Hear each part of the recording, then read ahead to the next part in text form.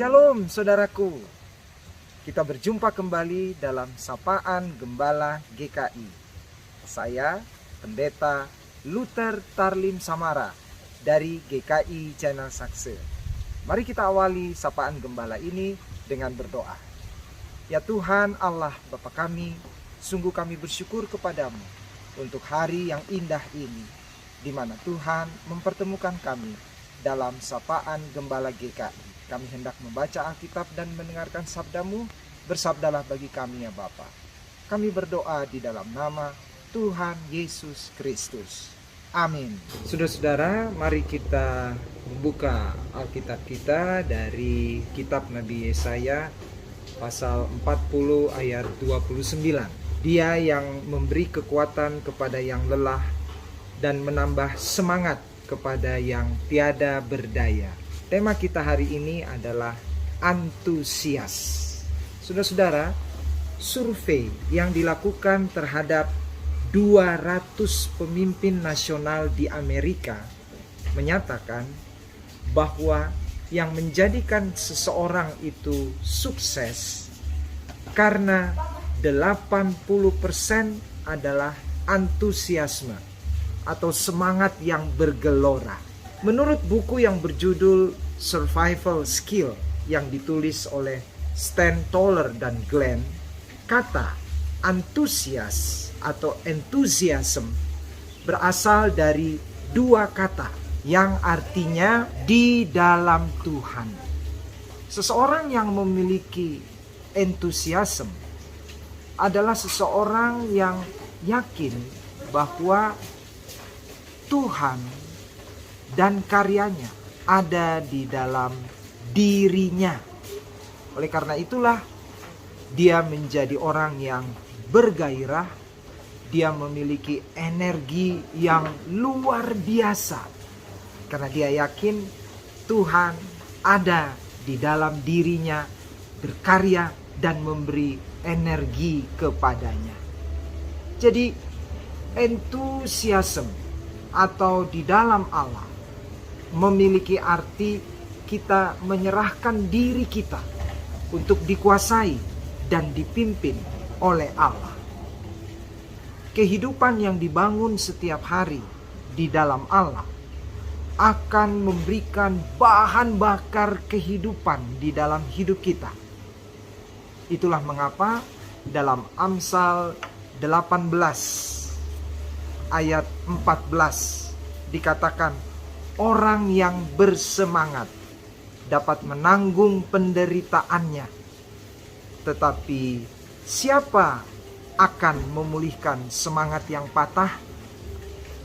Saudara-saudara, ada kisah yang menarik mengenai semangat yang patah ini, yaitu dari seorang pelari maraton bernama John Stephen Akhwari.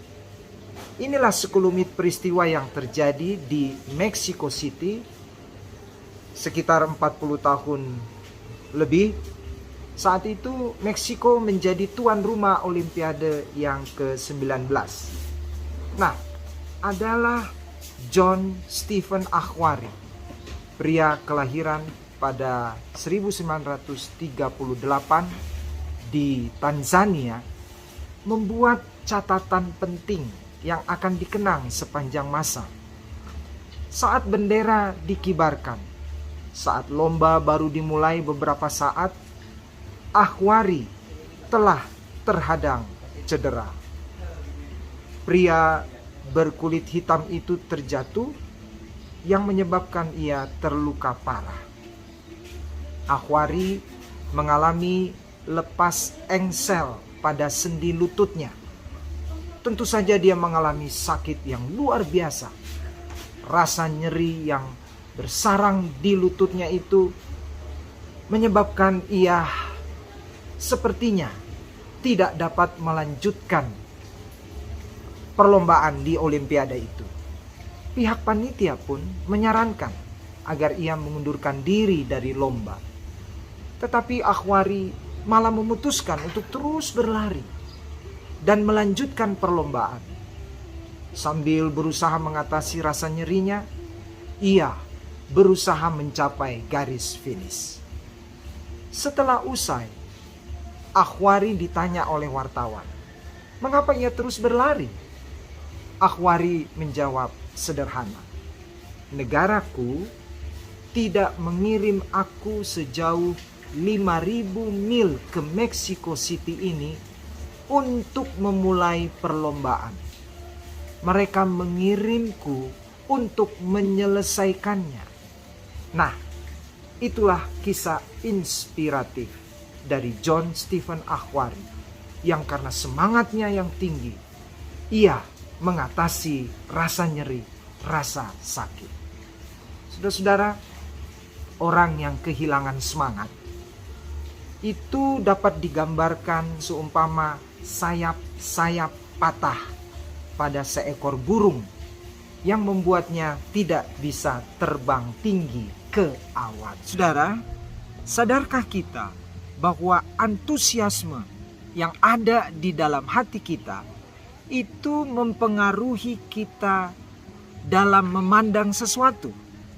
Contoh, saudara, gelas ini, ya, ini berisi air minum. Bagi orang yang antusias, dia mengatakan bahwa gelas ini baru berisi setengahnya.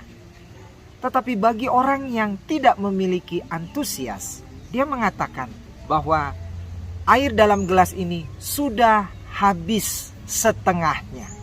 Nah, saudara-saudara, kalau saat ini kita sedang menghadapi sebuah krisis atau masalah dalam hidup kita, maka ubahlah cara pandang kita dalam menghadapi krisis atau masalah itu.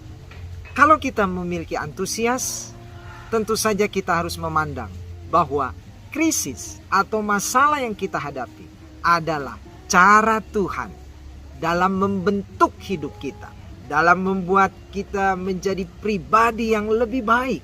Ada banyak contoh dalam Alkitab kita, bagaimana pribadi-pribadi yang memiliki antusias, memiliki kekuatan yang luar biasa. Dalam Perjanjian Lama, kisah Hakim Gideon, yaitu di dalam Hakim pasal 7 dan 8. Dia diperintahkan oleh Tuhan untuk maju berperang melawan tentara bangsa Midian. Jumlah tentara bangsa Midian 120.000 orang. Sementara jumlah tentara yang dibawa oleh Gideon yang sesuai dengan kehendak Tuhan hanya 300 orang. Namun karena Gideon di dalam dirinya memiliki keyakinan bahwa Tuhan ada di dalam dirinya, sehingga dia tidak takut menghadapi tentara Midian itu, akhirnya Gideon dan pasukannya berhasil mengalahkan tentara Midian yang berjumlah 120.000 orang. Itu karena Gideon memiliki antusiasme di dalam dirinya. Juga Raja Daud, waktu itu dia belum menjadi raja, dia dengan semangat di dalam Tuhan, dengan keyakinan bahwa Tuhan beserta dengan dirinya, dia berhasil mengalahkan sang raksasa Goliat. Jadi, kalau kita memiliki antusiasme di dalam diri kita, semangat di dalam Tuhan yang ada dalam hati kita, pasti kita mampu mengatasi setiap krisis dan masalah dalam hidup kita. Karena itu marilah kita undang Roh Kudus untuk selalu ada dalam hati kita. Dengan kekuatan dari Roh Kudus itu, kita bagaikan HP yang kita miliki, yang suatu saat akan mengalami lowbat. Maka kita harus mencari sumber listrik untuk mencharge-nya kembali. Demikianlah juga kalau kita meminta kekuatan Roh Kudus menyertai hidup kita. Dengan kekuatan dari Roh Kudus itu kita yakin Allah beserta dengan kita. Maka kita selalu memiliki kekuatan yang lebih untuk menghadapi setiap masalah dan krisis dalam hidup kita. Nah, saudaraku, milikilah keyakinan bahwa Tuhan Allah di dalam Roh Kudusnya ada di dalam hati kita, menyertai kita, memberi kita kekuatan memberi kita energi baru setiap hari. Kiranya Tuhan selalu beserta dengan kita. Amin. Demikianlah saudara, sapaan gembala hari ini. Mari kita berdoa. Ya Tuhan Allah Bapa kami, terima kasih untuk firman Tuhan yang mengingatkan kami supaya kami selalu memiliki keyakinan bahwa Allah beserta dengan kami. Allah di dalam Roh Kudus ada dalam hati kami, memberi kami kekuatan dan energi baru menghadapi setiap masalah. Terima kasih ya Tuhan. Kami berdoa di dalam nama Tuhan Yesus Kristus. Amin.